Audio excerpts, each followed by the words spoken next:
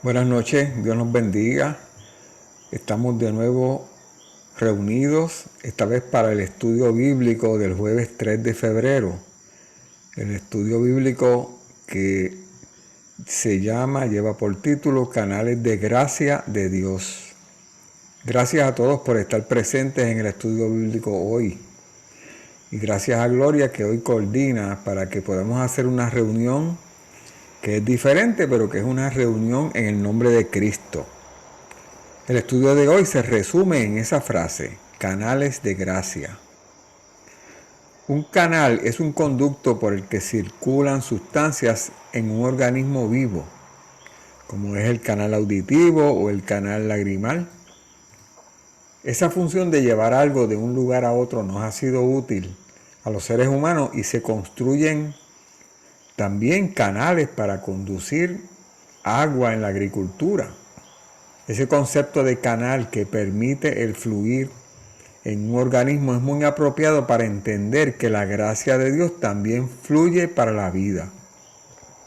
Para este estudio vamos a ver que podemos ser canales de gracia, conductos de la gracia de Dios desde una fuente hasta un destino que la necesita. Si leemos un pasaje de la Biblia, en el Evangelio de Marcos capítulo 8, encontramos un relato que nos ayuda a comprender mejor este asunto. Dice, en aquellos días se reunió de nuevo mucha gente. Como no tenían nada que comer, Jesús llamó a sus discípulos y les dijo, siento compasión de esta gente porque ya llevan 3 días conmigo y no tienen nada que comer. Si los despido a sus casas sin haber comido, se van a desmayar por el camino porque algunos de ellos han venido de lejos. Los discípulos objetaron, pusieron obstáculos, ¿verdad? ¿Dónde se va a conseguir suficiente pan en este lugar despoblado para darles de comer? ¿Cuántos panes tienen?, les preguntó Jesús. 7, respondieron. Entonces mandó que la gente se sentara en el suelo. Tomando los 7 panes, dio gracias, los partió y se los fue dando a sus discípulos, para que los repartieran a la gente, y así lo hicieron. Tenían además unos cuantos pescaditos. Dio gracias por ellos también y les dijo a los discípulos que los repartieran. La gente comió hasta quedar satisfecha. Después los discípulos recogieron 7 cestas llenas de pedazos que sobraron. Los que comieron eran unos 4,000. Antes de nada, debemos tratar de pensar qué es la gracia de Dios. ¿Qué es eso? Constantemente escuchamos una contestación a ese asunto, pero lo simplifica demasiado. Lo simplifica diciendo que gracia es regalo. En efecto, es regalo, pero esa explicación no incluye el asunto del valor o del costo de ese regalo. La gracia de Dios tiene un valor que se nos hace imposible comprender y su costo igualmente es imposible de medir, inconmensurable, inmenso. Esas son 2 palabras que no usamos a diario, pero describen la realidad de que no podemos medir cuánto costó, cuánto valor tiene la gracia de Dios. Desde ese punto de vista es un regalo diferente, es otro tipo de regalo. La gracia de Dios es el único regalo que ofrece vida. No hay otro así, en lugar de muerte. Y esa vida es eterna. Y la gracia de Dios es inmensa porque su costo fue la vida del Dios creador del universo.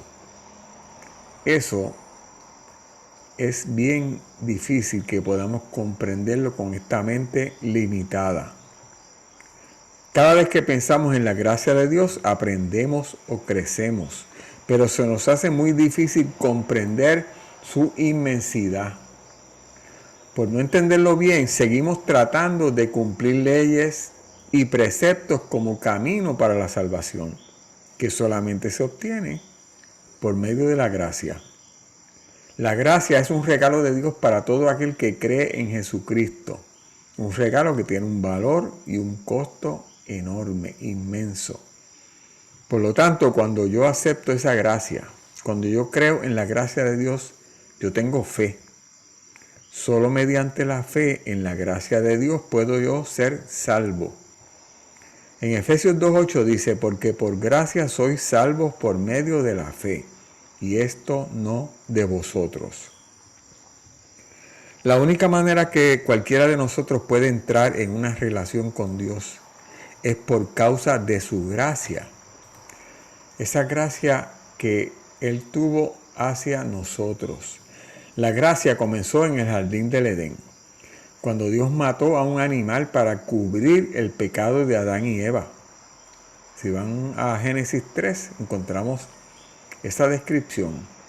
Dios podría haber matado a los primeros seres humanos en ese momento por su desobediencia, pero en lugar de destruirlos, los cubrió, que es una forma de protección. Él escogió establecer un camino para que ellos estuvieran bien con Dios. Este patrón de gracia continuó a lo largo del Antiguo Testamento, cuando Dios instituyó sacrificios de sangre como una forma para expiar el pecado de los hombres. Pero aclaramos que esa institución del sacrificio de sangre no era permanente, era una preparación para lo que habría de venir.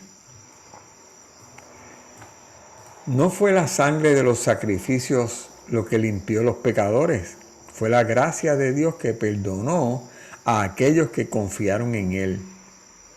Dice en Hebreos 10:4, porque la sangre de los toros y de los machos cabríos no puede quitar los pecados. Y en Génesis 15 dice, y creyó a Jehová y le fue contada por justicia, refiriéndose a Abraham. No es la sangre como no son los sacrificios. No es la sangre como no es el cumplimiento de la ley, que es imposible.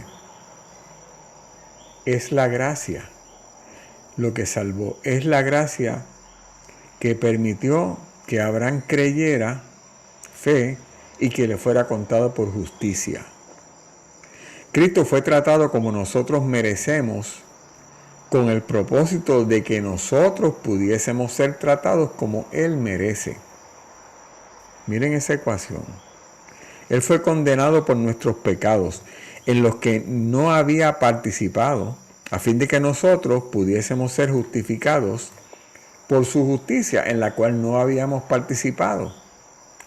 Él sufrió la muerte nuestra, a fin de que pudiésemos recibir la vida suya. Por su llaga fuimos nosotros curados, dice en Isaías 53. Según comprendo mejor la gracia de Dios, vivo más feliz, más libre, menos preocupado y vivo eternamente. Entonces, ser canales de gracia significa ser la diferencia en una vida para que sea más feliz, para que sea más libre y que esté menos preocupado o preocupada y viva eternamente. Canales de gracia significa que esa gracia maravillosa puede pasar por medio suyo y mío hasta alcanzar una vida. ¿Y cuál es la fuente de la gracia? Cristo es el canal de gracia salvadora por medio del cual Dios, que es inalcanzable para mí por su naturaleza, se hizo hombre que sí es alcanzable para el ser humano, y de esa manera pudiésemos nosotros recibir esa gracia salvadora. Dice en Colosenses 2:9, porque en Él habita corporalmente toda la plenitud de la deidad. Nosotros podríamos ver gráficamente la línea que sigue ese canal de gracia y que obviamente podría pasar por nosotros, ¿verdad? Ese canal de gracia conecta al Dios Padre Creador con nosotros, que somos criaturas, creados, ¿verdad? Los canales que nos dan vida nos conectan cuando asentimos, decimos que sí al llamamiento. Entonces sigue el encuentro. Entonces ocurre la conversión y viene el discipulado. la comunión y una palabra importante que es la misión. Vemos que el proceso nos conduce a la misión. Ser canales de gracia es una misión. Dios no solo quiere que seamos recipientes de su gracia, seríamos egoístas.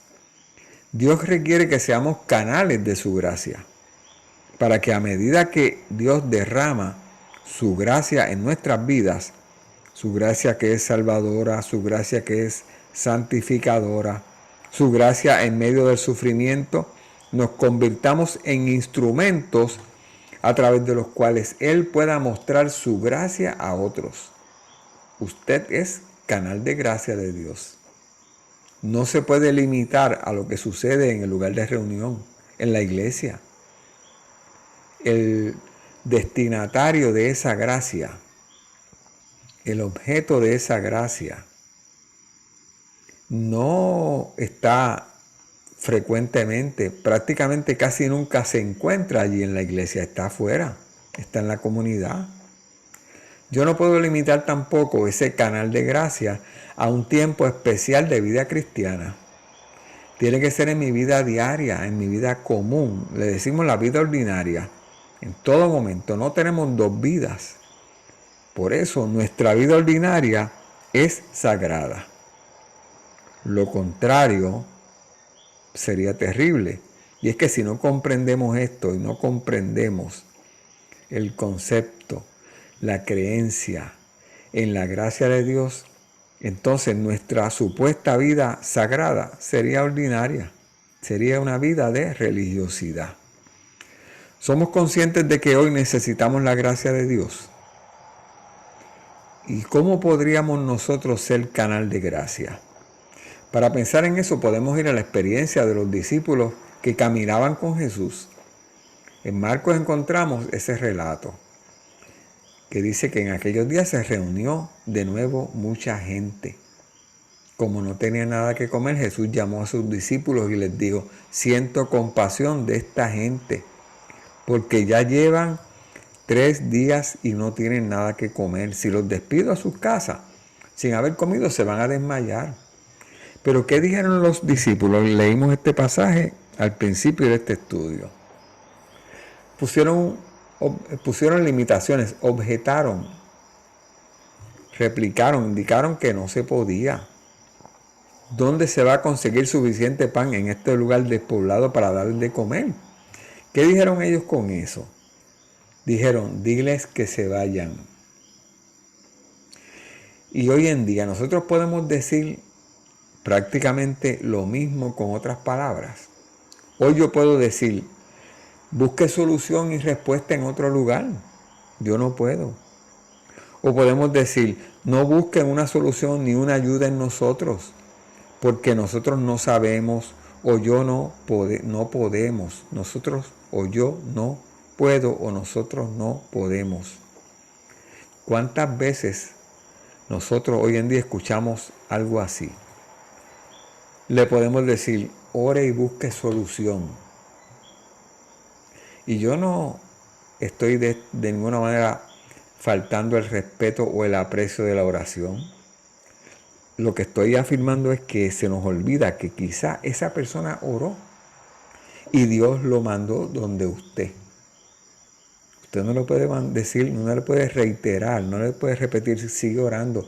Usted tiene que pensar si en usted está la disposición, el deseo, y en Dios está la capacidad para ayudarlo. Pues la capacidad está en Dios, falta la disposición de nosotros. Aquellos discípulos caminaban con Jesús, pero no tenían fe. Escuchaban nada más y nada menos que a Jesús. Escuchaban que Dios provee, que Dios dirige y empodera. Pero a la hora de llevar eso a la vida, de encarnar esas palabras, no se atrevían a creerlas. La dureza de la vida les impedía sentir compasión, como a nosotros hoy en día. Las múltiples dificultades que tenemos nos insensibilizan para sentir compasión. Cuando nos enfocamos en las dificultades y en los dolores propios, cuando nos enfocamos en nuestros problemas propios y personales y dejamos de mirar la realidad que nos circunda, cuando se nos hace difícil mirar el dolor ajeno, es porque estamos mirando nuestras propias dificultades y dolores. Eso nos impide ver la solución a nuestras propias dificultades. No nos deja ver la capacidad de Dios y también nos impide ver la capacidad que tenemos de ser canal de gracia para la dificultad del otro. Cuando yo no creo que puedo ayudar al otro, dejo de pensar que puedo ayudarme yo mismo. No veían una salida porque dependían de sus propios recursos. Miraban, y de verdad, si yo mirara mis manos, yo vería que están vacías. Si yo mirara mi capacidad, no existe. Si pudiéramos quitar la vista de nuestras debilidades, veríamos entonces la fortaleza de Dios. ¿Qué les enseñó Jesús? Les llamó y les dijo: siento compasión de esta gente porque ya llevan 3 días conmigo y no tienen nada que comer. Esa era la realidad. Las imposibilidades, las debilidades, las incapacidades, no era lo que estaba frente a sus ojos. Frente a sus ojos había gente necesitado. Las debilidades y las incapacidades estaban en su actitud, en su mente. Hoy podemos decir, siento compasión de esta gente porque sufren injusticia. Hay gente sufriendo injusticia alrededor de nosotros. Ayer miércoles estaban los maestros en la calle pidiendo justicia. Y aquí todo el mundo sabe la realidad de que el trabajo de los maestros es el que educa a este pueblo. Cobran un sueldo o una retribución como la reciben tantas personas que hacen tareas que no educan, no edifican, no construyen nada. Sentimos compasión de esta gente porque no es que están 3 días sin comer, es que viven, se sacrifican y no reciben lo que es justo. Podríamos decir, siento compasión de esta gente porque sufren la necesidad de apoyo. ¿Cuántas personas están solos enfrentando las dificultades? O siento compasión de esta gente porque sufren la opresión. ¿Cuántas personas están oprimidas en el mundo que nos rodea a nosotros por situaciones que no tienen nada que ver con la creación de Dios? Construidas esa opresión por el hombre, su avaricia, su deseo de poder y la injusticia. Siento compasión de esta gente porque sufren prejuicio. Hay algunas personas que sufren prejuicio en este país. Siento compasión de esta gente porque sufren discriminación y la lista es interminable. ¿Y qué hizo Jesús? Y voy a usar un verbo pequeño que no usamos, corto, breve, que no usamos frecuentemente, y la oración consta de 2 palabras, una letra y una palabra. Es prácticamente una frase. Jesús accionó y accionó, actuó, materializó la palabra en acción. Tomó los panes y tomó los peces. Dice en 2 Corintios 13, no se trata de que otros encuentren alivio mientras que ustedes sufren escasez. No es eso, no es que usted se despoje de lo suyo y se lo dé a los demás. Es más bien cuestión de igualdad. En las circunstancias actuales, la abundancia de ustedes suplirá lo que ellos necesitan, para que a su vez la abundancia de ellos supla lo que ustedes necesitan. Así habrá igualdad, como está escrito, ni al que recogió mucho le sobraba, ni al que recogió poco le faltaba. ¿Qué hicieron los discípulos? Los que primero objetaron y dijeron, mándalos a su casa, diles que se vayan. Pues los discípulos aceptaron la tarea. ¿Qué efecto causó que aceptaran la tarea? Repartieron los alimentos. Era simple, su tarea no era multiplicar los panes y los peces. Su tarea era repartirlos. Mi tarea no es multiplicar ni proveer. Mi tarea es repartir, ser canal. Los llevaron a la gente. ¿No fueron ellos la fuente de alimento? fueron el conducto para llevarlos. Hoy podemos aceptar la tarea y ser conductos para llevar la respuesta. Aceptaron la tarea simple de ser un canal de gracia para llevar los alimentos. ¿Y qué pasó? Vieron el milagro. Si aceptamos ser el canal, vamos a ver milagros y vamos a ser recompensados. No podemos crecer si no aceptamos ser canal de gracia. Nos sentimos agradecidos de la gracia de Dios.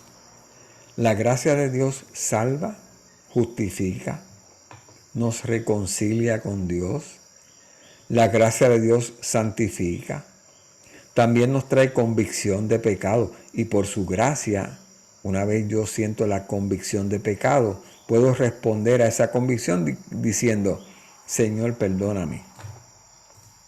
Comúnmente, frecuentemente, sentimos la convicción de pecado y decimos, Señor, perdóname. Y Él nos perdona.